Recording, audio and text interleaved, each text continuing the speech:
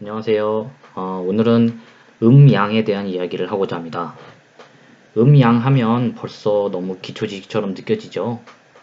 이 안에는 근데 중요한 요소들이 좀 많아요. 여러분들이 좀 몰랐을 법한 이야기들, 알아두면 유용한 것들, 그리고 좀 이것 통해서 좀 우리가 배울 수 있는 게 뭔지 그거에 대해서 좀 준비를 해봤습니다. 먼저 음양의 의미를 좀 세부적으로 살펴볼게요. 음에 대한 의미를 좀 살펴보면 좀 작고 어둡고 뭐 여자 연약하고 부드럽고 부정적이고 춥고 이런 의미를 담고 있다면, 양이라고 하는 거는 밝고 남자 강하고 거칠다 긍정적이고 따뜻하다 이러한 의미를 담고 있어요. 여기에 이 음양이라고 하는 거는 모든 만물에 적용이 됩니다. 그래서 모든 만물은 음양으로 이루어져 있고요. 그리고 아까 전에 그 내용들이 서로 대립 관계에 있었잖아요. 그래서 음양은 그 함께 공존하고 있으면서도 대립하고 있는 모습이라고 보시면 될 것 같아요. 그러니까 어떤 한 국가에 뭐 여당, 야당 서로가 같은 그 공존을 하고 있지만 서로 대립의 관계잖아요. 그리고 가정에서도 마찬가지로 남자와 여자 서로가 다른 생각들을 가지고 있단 말이에요. 그러면서도 같이 살고 있어요. 공존하고 있죠. 뭐 그런 것처럼 음양은 상호 대립하면서 공존한다. 네. 근데 양은 어쩌면 되게 강하잖아요. 강하니까 음을 이길 것 같아요. 겉보기에는. 그쵸? 그런데 음은 양을 지배합니다. 좀 아이러니한 상황이잖아요. 정신이 육체를 지배한다와 같아요. 보이지 않은 것이 보이는 것보다 더 중요할 수 있다는 이야기이고, 보이는 게 전부가 아니라는 겁니다. 쉽게 말하면 여러분이 피곤하잖아요. 정신이 막 피곤해. 그러면 육체는 당연히 움직이지 않겠죠. 그런데 내가 지금 막 신나요. 막 어떤 일 때문에. 그러면 같이 육체도 막 신나요. 들떠 있어요. 그죠? 막 잠 3시간 자도 안 피곤해. 그렇잖아요. 뭐 남자와 여자가 있다. 그러면 남자는 강하죠. 겉으로 보면 남자가 세요. 뭐 근육도 크고 뭐 세고 힘도 세니까. 그런데 남자는 여자를 이길 수가 없어요. 왜냐면 여자가 더 정신력이 강하거든요. 그래서 내 와이프를 이기려고 하면 돼요, 안 돼요? 자꾸 이겨먹으려 하면 이 자연의 질서에 위배하고 있는 거예요, 이게. 자연의 질서를 위배하면 잘 안 풀리고 역풍을 맞겠죠. 그죠? 저도 결혼했고 가정이 있거든요. 그래서 저도 자연의 질서를 위배하지 않고 이치에 순응하고 있습니다, 제가. 남자분들 잘 들으세요. 나는 내 와이프한테 지는 거다 생각하지 마시고, 나는 자연의 이치를 따르는 거다 생각하면 됩니다. 아셨죠? 네.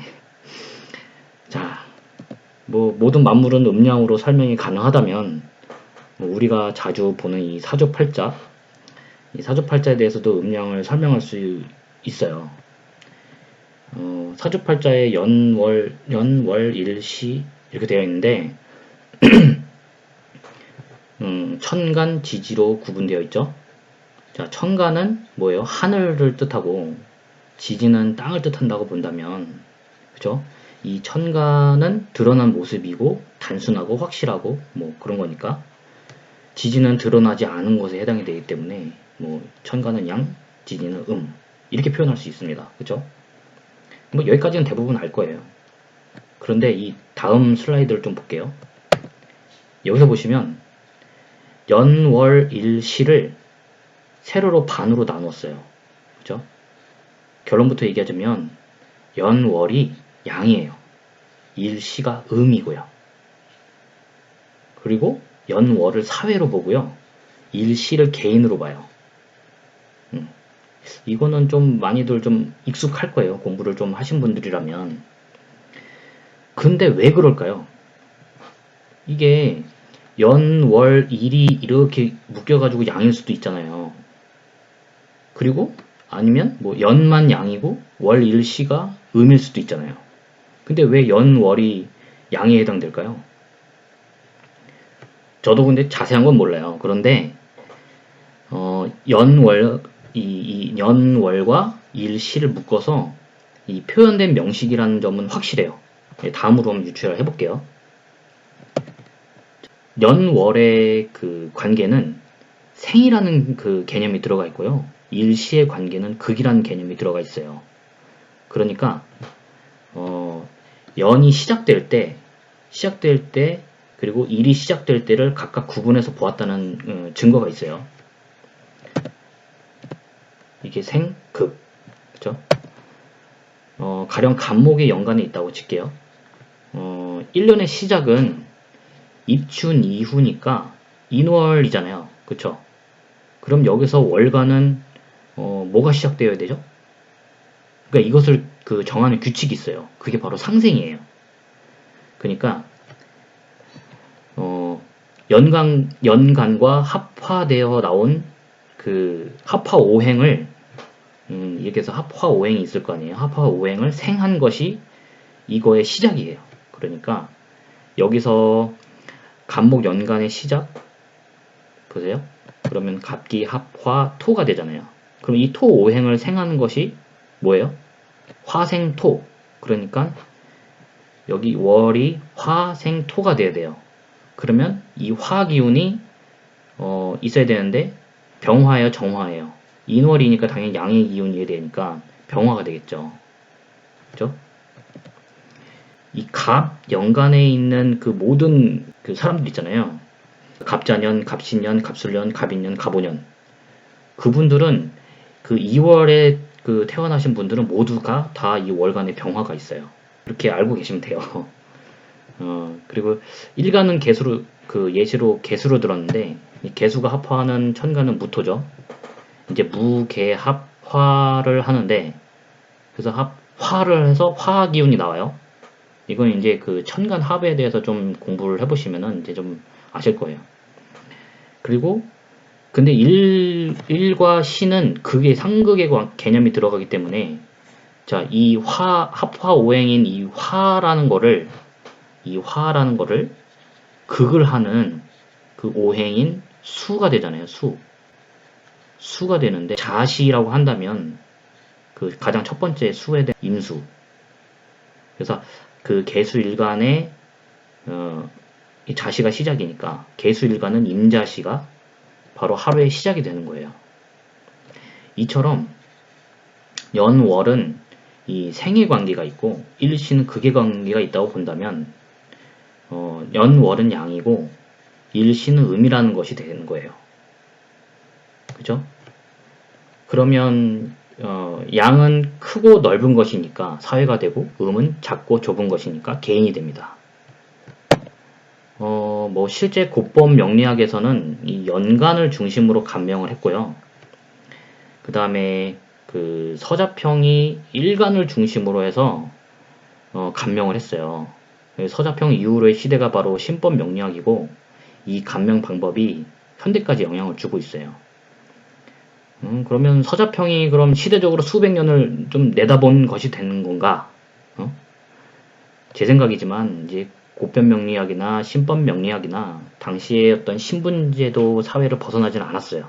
그런데 사람이 살아온 히스토리를 보고 사회 환경에서 그 개인이 독립해가지고 나가서 이 사회를 꾸리는 모습을 보고 뭐 이런 관점이 생긴 것은 아닌지 유추를 해볼 수 있을 것 같아요.